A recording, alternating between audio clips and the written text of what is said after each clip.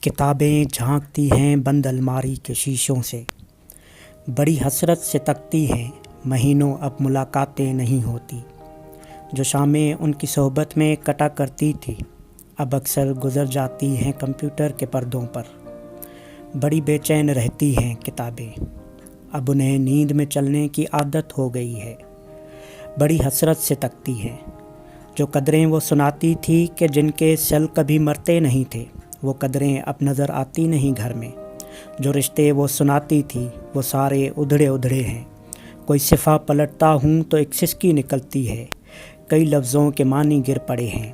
بنا پتوں کے سوکھے ٹنڈ لگتے ہیں وہ الفاظ جن پر اب کوئی معنی نہیں اگتے۔ بہت سی اصلاحیں ہیں جو مٹی کے سکوروں کی طرح بکھری پڑی ہیں، گلاسوں نے انہیں متروک کر ڈالا۔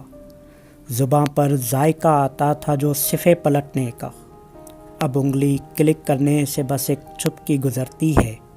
بہت کچھ طے بطے کھلتا جاتا ہے پردے پر۔ کتابوں سے جو ذاتی رابطہ تھا کٹ گیا ہے۔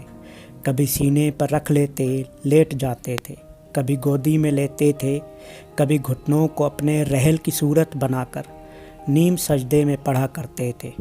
چھوتے تھے جبیں سے، خدا نے چاہا تو وہ سارا علم ملتا رہے گا بعد میں بھی، مگر وہ جو کتابوں میں ملا کرتے تھے سوکھے پھول اور مہکے رخ کے۔ کتابیں مانگنے گرنے اٹھانے کے بہانے رشتے بنتے تھے، ان کا کیا ہوگا؟ وہ شاید اب نہیں ہوں گے۔ جی دوستو، کتابوں کے ساتھ کچھ شامیں گزارنے کے لیے بک ریویو کا ایک نیا سلسلہ شروع کر رہے ہیں۔ یہ سلسلہ حال احوال کے اشتراک سے شروع کیا جا رہا ہے، تو ابتدائی طور پر صرف بلوچستان کے متعلق کتابوں کا ریویو پیش کریں گے۔ اس کے علاوہ میری کوشش ہوگی کہ میں اپنے یوٹیوب چینل پر جو ہے باقی کتابوں کا ریویو بھی پیش کر سکوں۔ ہر اتوار ہم کوشش کریں گے کہ ایک کتاب کا ریویو پیش کیا جائے۔ شکریہ۔